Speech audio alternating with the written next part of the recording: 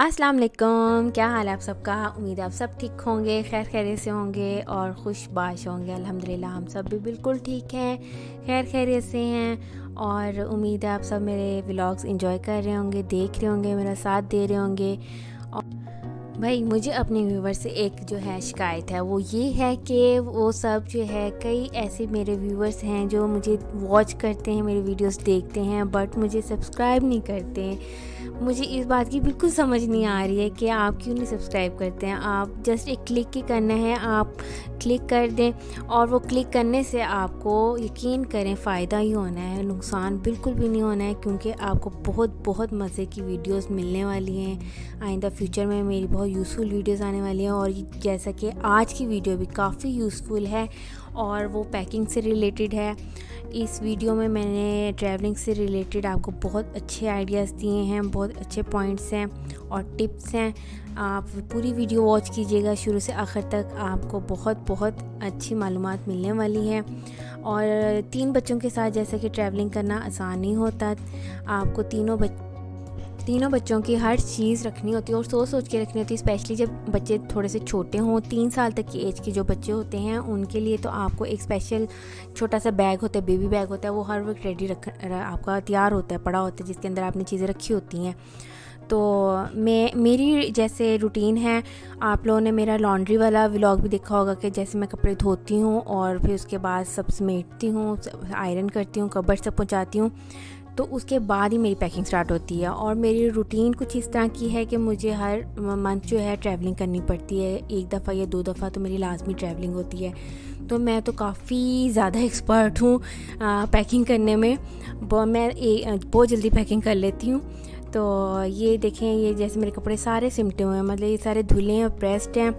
Pressed होंगे तो ही मेरी पैकिंग होगी, वरना मैंने ऐसे पैकिंग नहीं करनी है। तो ये देखें, पहले मैंने अपनी छोटी बेटी के कपड़े पैक किए थे, मतलब समेट के रखे थे, पेयर बना के रखे थे सारे के पेयर। एक जैसे कहीं हम जा रहे हैं तो वहाँ जाके हमने जस्ट पेयर निकाला और पहना दिया बच्चों को। और टैगिंग वाले जो कपड़े होते हैं, नए कपड़े होते हैं, उनके टैग स्टार के जो है रख दिए, मतलब बिल्कुल रेडी टू वेयर कपड़े हों जो बैग से निकालें और पहने।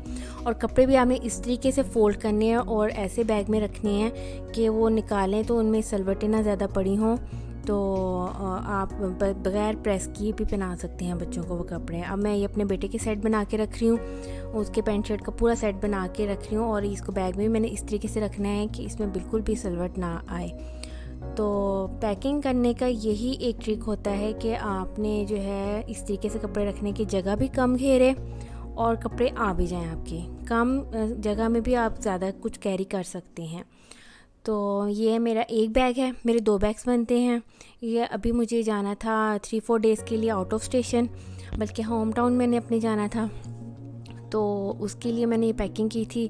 6 ड्रेसेस मैंने अपने बच्चों के रखे होंगे और ये एक बैग में 6 ड्रेसेस आ गए, मतलब मेरे बच्चों के सारे ना।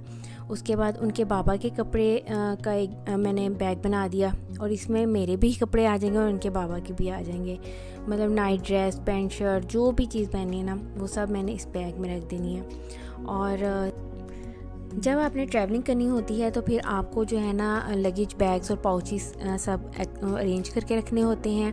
और जैसे कि मेकअप पाउचेस होते हैं और आपके शूज़ हैं, उनके भी आपने उनके लिए भी एक बैग सेपरेट होना चाहिए। गंदे कपड़ों के लिए एक अलग से बैग आपने कैरी करना है और साथ में आपके पास मेडिसिन पाउच भी होना चाहिए। ये सब चीज़ें आपके पास ट्रैवलिंग करने के लिए लाजमी होनी चाहिए।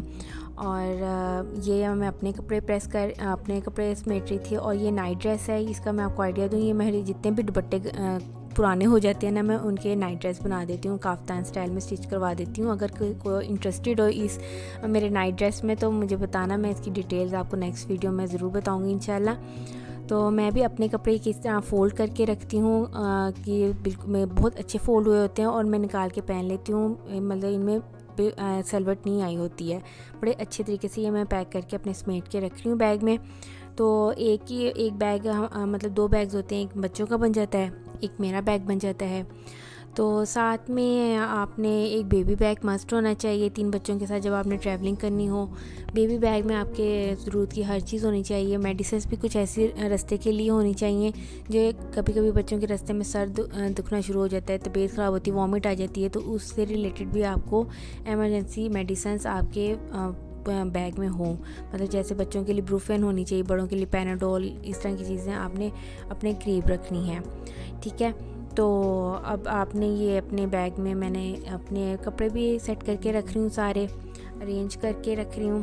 तो ये शूज़ आपने किस तरह कैरी करने हैं वो मैं आपको बताती हूँ। ये बैग जो है मैंने डॉलर स्टोर से लिया था, मुझे बहुत अच्छा ये बैग मिल गया था।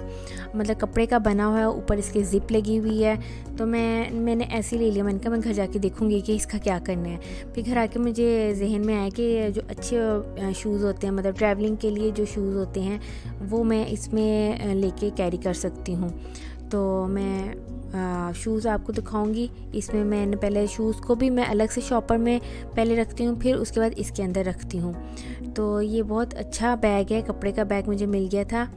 तो ये देखें आप, मैंने इसको पहले एक शॉपर में अलग से शूज़ को रखा है, फिर उसके अंदर रखा है, फिर इस तरह बैग भी गंदा नहीं होता है आपका।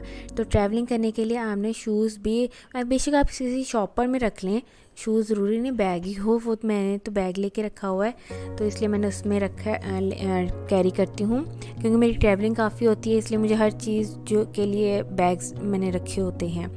और साथ में इसके मैंने गंदे कपड़ों के लिए भी जो है एक बैग रखती हूँ, वो भी इसी तरह का फैब्रिक वाला बैग होता है। ये देखें, ये बैग है। गंदे कपड़े सारे जो है मैं बैग में वापस नहीं रखती हूँ, वो इस तरह के शॉपर भी आप ले सकते हैं। शॉपर में इस तरह फ़ोल्ड करके सारे गंदे कपड़े, मैले कपड़े जो होते हैं, स्मेल वाले जो होते हैं, वो आपने इसमें रखने हैं। तो इस तरह आपके नए कपड़ों का बैग अलग से दे रहता है और गंदे कपड़ों का जो शॉपर है वो अलग से बन जाता है। फिर ये वापस आके आपको ये टेंशन नहीं होती कि कपड़े निकालने हैं, अलग करने हैं। फिर ये होता है कि बैग जो होता है ना, आपने लॉन्ड्री के पास ही रख देना होता है या मशीन के पास रख देना होता है, फिर वो आराम से धुल जाते हैं जब धोने हो। मेडिसिन्स का भी मैं पाउच कैरी करती हूँ। इसमें ये मेडिसिन है सारे, मतलब जनरल मेडिसिन्स मैंने रखी होती हैं, जो शानदा, एरीनेक और मतलब नज़ला ज़ुकाम के लिए, पैनाडोल, और मेरे हस्बैंड की कुछ मेडिकेशन होती हैं वो ले रखी होती हैं। बच्चों की भी मैंने रखी होती हैं अलग से। बल्कि मेरे इतनी ज़्यादा फ्रीक्वेंट ट्रैवलिंग होती है कि मैंने सब जगह बच्चों की मेडिसिन्स रखी हुई हैं। मतलब अपने होम टाउन में इनके दादों के घर भी मेडिसिन्स हैं मेरे बच्चों की, और नानों के घर भी मेडिसिन्स हैं। और ये भी मेरे पास एक मेडिसन बॉक्स है, ये हमने ऑर्डर ऑनलाइन मंगवाया था। ये भी बहुत अच्छा बॉक्स है, इसमें हमने कट करके मेडिसिन रखी हुई ट्रैवलिंग के लिए। मेरे हस्बैंड को भी अक्सर ट्रैवलिंग करनी पड़ती है, तो फिर ये वो अपने साथ कैरी कर लेते हैं। और इसमें सेक्शंस बने हुए हैं सारे प्लास्टिक के, बहुत ज़बरदस्त अच्छे से इन्होंने सेक्शंस बनाए हुए हैं, उसमें हमने कट करके मेडिसिन रखी हुई हैं। तो ये भी एक बेस्ट ऑप्शन है आपके लिए, अगर आपको इस तरह का मिल जाए तो ज़्यादा अच्छी बात है। इसमें आपकी दवाइयाँ जो है निकाली और फ़ौरन खा ली, ढूंढना भी नहीं पड़ता। आपको पता है इस सेक्शन में मेरी ये दवाई पड़ी तो निकाल के खा ली आपने।